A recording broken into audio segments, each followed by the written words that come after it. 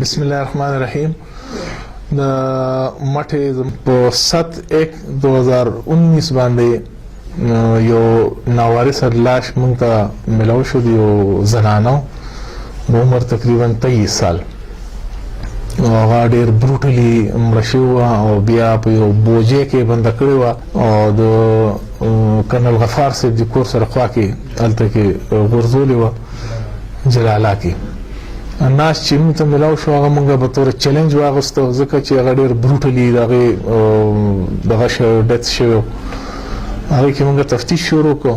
تفتیش دوران کې زموږ تفتیشي ټیم د ډي اس پي مټه او اس ایچ او مټه او او آی آی مټه په سرکردګۍ کې موږ ډېر هیکټیک ایفرټس وکړو او لومړي چانس باندې چې دوی لاړلو او د دې حنا هغې چې وروسته بیا معلومات وشو چې د هغې ډیډ باډي نوم چې کوم دی هغه حنا دختر خانزاده ساکن برشاور مولا بابا د هغې شناخت وشو او شناخت سره چې د هغې کور ته مونږ لاړو د هغې چې کوم ذاتي بکس و هغې بکس کې د هغې نکاحنامه وه.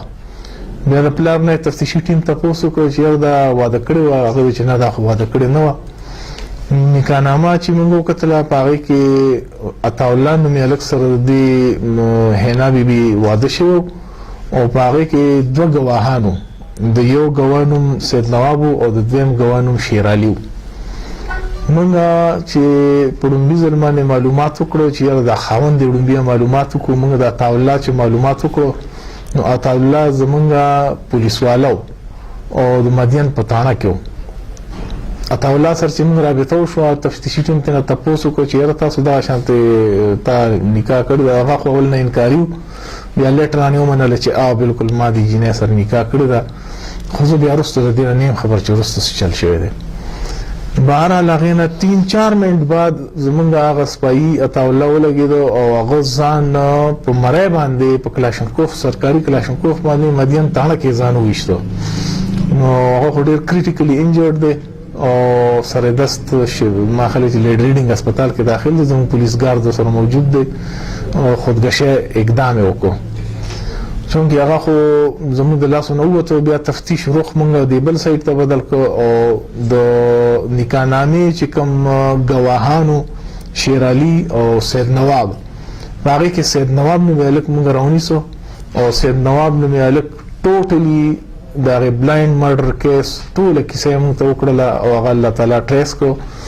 سید نواب دا خبره وکړله چې د مدین په علاقه کې موږ په تور غواګۍ موټر کې را روانو او دې عطاالله د خپلې نکاح کړې ښځې ته په ټلیفون باندې ووایي چې ته بهر راوځه او موږ ته په ګاډي کې ولاړ یو. موږ چې بهر راووتو دا جینۍ موږ سره په شاته سیټ کې کېناستله. دې سید نواب ګاډی چلو عطاالله او دا جینۍ دواړه شاته کېناستل. دوی چې مدین ګریډ سټیشن ته را رسېدلي دغه ځای کې عطاالله لګېدلی او په خپل ذاتي تماچه باندې په دې جینۍ باندې په سر باندې ډزې وکړلې. چې په سر باندې ډزې وکړې د هغې سره فوري طور باندې مړه شوه. بیا دوی راغلي دي او دا ناش دوی په دې موټر کې په دې بوج کې بند کړو. دوی وایي چې دې اوچوله کې به دا ناش وغورځو. خو هغه دوی لکلي یا ان لکلي دغه ځای ته چې ورغلي دي هلته یو ګیټ لګېدلی و. هغه ګیټ باندې تاله لګېدلې وه. نو هغه تالې د وجې دوی هغه ناش مخکې ونه ړلی شو بلکې هم اکه ځای کې ور وغورځو او دغه کړی دی هلته کې ډسپوز آف کو. کیس الله تعالی د دغې مقتولې د بکسې نه ټریس کو.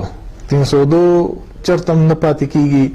ملزم چې څومره زیات هوښیار یې دا پولیسواله ملزم او بیا هم دومره زیات ثبوتونه شاته پرېښودل او اوس د کیمرې د وړاندې د موټر نه موږ هغه ګولۍ چې کومې باندې دا ګولي سکه هغه ګولي سکه هم چې کوم دی موږ برآمد کړله د موټر نه په کوم موټر کې چې دا مقتوله مړه کړې وه.